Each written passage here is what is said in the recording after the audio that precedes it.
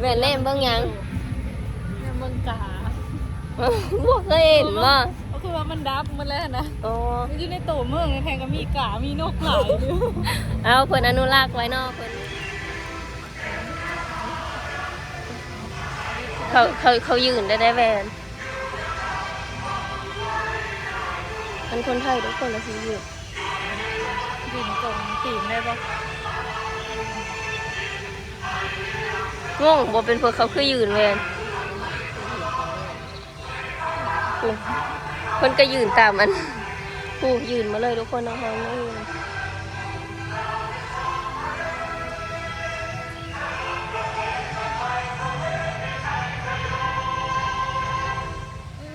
เขาก็ยืนมาทุกคนเนาะ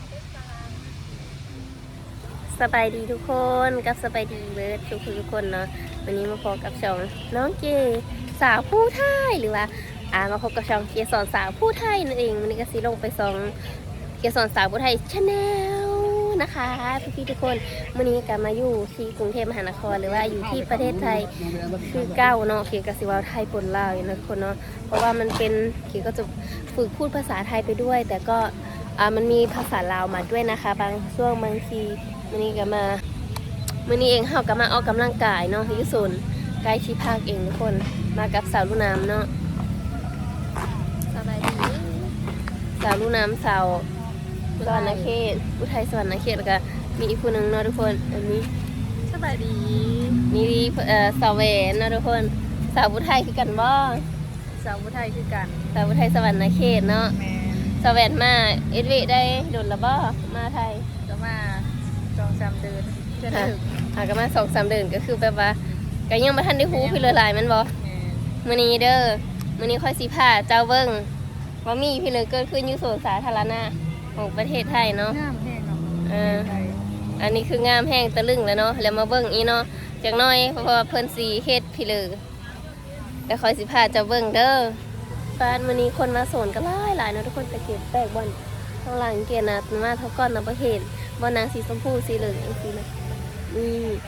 แต่สะอ่อนเนาะอยู่ประเทศไทยเพิ่นแล้วว่าแต่ละมื้อเกี่ยมากก็เห็นผู้ที่แบบผู้คนที่มาออกกำลังกายหลายเลยทุกคนเลยแต่สะอ่อนนาลีได้มีสถานที่ออกกำลังกายมีบรรยากาศธรรมศาสตร์เธอเบิ่งเนาะนี่สองสาวเพิ่นมานั่งลิงอยู่ที่ตรงนี้สองสาวแฝดบ่จักเนาะเสื้อดำคือกันอีกบ้านบรรยากาศนี่ดีอันนี้เนาะมีหอดน้ำพุพุ่นเลยทุกคนมีหอดนางเฮนเนาะนางเฮนคนที่แบบว่ามาอันเดินลิ้นยังลิ้นออกกำลังกายทุกคนตาสะอ่อนนี่บรรยากาศจังสิเย็นสดชื่นนกหนูก็มีเต็มเลยนั่นน่ะแกเห็นบินตามท้องฟ้าคุณทุกคนงามแห้งเนาะจักดอกไปเลยทั้งทีกับเรื่องเนาะบรรยากาศดีแห้งสองสาวนี่คนไทยฮู้พี่เด้นี่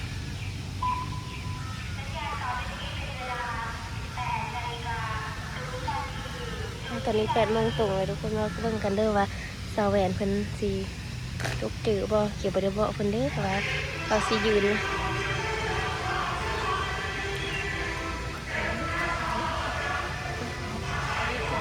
เขายืนได้แหวนมันคนไทยทุกคนละสิยืนบินตรงตีนได้ปะ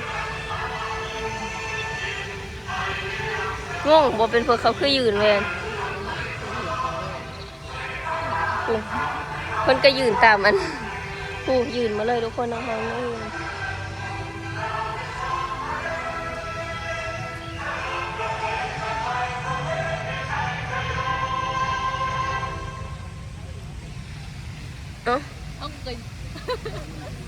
ฮูบ่เมื่อกี้เขายืนเพอแวน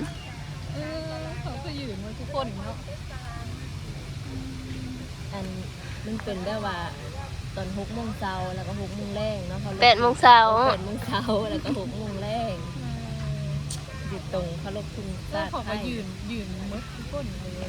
ยคันเป็นคนไทยนะเขาสิยืนหมดทุกคนเลยบอกว่าสิเป็นเด็กน้อยนางเฮนเสวรทุกคนเสวรบ่เคยเห็นเสวรก็ยืนตามมันบ่ฮู้ว่าเขายืนเพิ่นมันบ่แม่นก็เลยยืนนำไม่ได้ออกมายางลิ้นแบบนี้ก็เลย อยู่บ้านเฮาเห็นบ่แบบนี้นะ ก็เห็นแต่ยุงเห็นเนาะทำไมเห็นนะ คันอยู่บ้านเฮาเนี่ยเห็นแต่มันเคารพทุ่งแต่ทรงวันจันทร์หรือว่าวันศุกร์ตอนเข้าเฮ็ดอยู่สวนสาธารณะหรือว่าสถานที่อื่นๆแบบนี้บ่มีเนาะแต่ว่าอยู่อันประเทศไทยนี่น่ะบ่ว่าสิเป็นสวนสาธารณะสถานี BTS MRT ต่างๆนะเพิ่นกะคันเพลงชาติไทยเฮือนเพิ่นก็สิยืนตรงยืนแบบว่าคนหลายสำเร็จก็ยืนตรงเลยคันเป็นคนไทยนะคักเนาะแต่ลึงเนาะเพิ่นแบบยืนแบบ10 คน100 คนแบบว่าใจฮักซาดหรือว่าแบบมันเป็นมาตั้งแต่น้อยนะเขาปลูกฝังเห็นคอมเมนต์หลายๆคอมเมนต์พี่ๆเขาว่าเขาปลูกฝังมาตั้งแต่น้อยว่าขั้นเพลงชาติขึ้นมาแล้วก็ยืนตรงเคารพธงชาติแต่มันบ่มีกฎหมายได้บ่มีกฎหมายบังคับมีแต่ว่าอยู่ในจิตใจของคนไทยหลายๆคนเกือบทุกคนผู้ใหญ่ทุกคน ได้สำนึก จิตใต้สำนึกอันค่อยกับมานี่ก็ค่อยอันมาค่อยบ่เป็นคนไทยแต่ค่อยก็ยืนคือกันได้ เขายืน แล้วก็ยิงเคารพธงชาติคือกันเนาะทุกคนเนาะสาวน้ำเดซ่าสาวน้ำสมัยอยู่หึงแล้วเนาะเห็นตลอดอยู่มาแรกๆเดซ่าแปลกเจอบ่ตะลึงอยู่บ่ คือกันนั่นแหละเคยเห็นแล้วก็งงๆแล้วเนาะ เขายืนเอสเปอร์บ่ เขาเพศเนื้อเขาก็งงแล้วเนาะเขายืนเขาก็ลูกน้ำแรกตอนแรก ก็แบบว่าเขาว่าเข้าเมืองตาลิ้วต้องลิ้วตาตาไม่ได้เขายืนทั้งก็ยืนน้ แต่ก็ไม่ได้ฮู้เพราะเรามาแรกๆก็ได้เห็นเขายืนก็ยืนนั่งก็งงๆแล้วเหลียวซ้ายเหลียวขวาแล้วเขาเห็นเนื้ออันนี้เนาะ ำเป็นตาประทับใจน้ำเนาะบ้านเมืองเพิ่นเนาะนอกจากว่าแบบอันนี้เพิ่นเคารพธงชาติทุกมือเลยนี่ความสะอาดเพิ่นก็ยังว่ารักษาความสะอาดได้ดี เขายังขยะชิ้นนึงกับบ่มี บ่ทิ่มขยะซาซาย มันเป็นขนาดเท่ามันจากวันที่บ้านเนาะเขาแก่งขึ้นไป ตอนมาแรกๆเขาก็ยังว่าเขาบ่ฮู้น่ะเขาแกว่งสะเลยได้ พี่นะขยะชิ้นนึงแม้แต่ไอ้กระดาษชิ้นน้อย กระดาษทิชชู่ก็บ่ได้ เก็บเจอกระเป๋า อันนี้นะสิแบบว่ามีกฎหมายดิคันว่าเขาทิมไปโทรนะเนาะเอ้ยมันมีกฎหมาย เขาก็ พอถึงมีกฎก็แบบเขา เห็นเขาเนาะ เห็น เขาเขาก็ไม่ได้ทิมไม่ได้มีเขาย่องขยะนะก็ทำไปทิมนะ ลักง่ายเลยแม่ ใจเจ้าของนะ คือเป็นคนจังซีเนาะ เขาคือแนบสาววันนี้ก็หน้าตาแกล้งทิมขยะ บ่ได้เด้อมาประเทศไทยเนาะรักษาความสะอาดน้ำดีของบ้านเมืองเพิ่นก็สะอาดเฮามาเขาก็ต้องปฏิบัติตามกฎระเบียบบ้านเมืองของเพิ่นเนาะเขาก็สิได้อยู่แบบว่าสะอาดไปสิแล้วก็สะอาดเนาะบ่มีกลิ่นเหมาะกลิ่นเหม็นเลยแม่นเล่นเบิ่งหยัง เมืองกา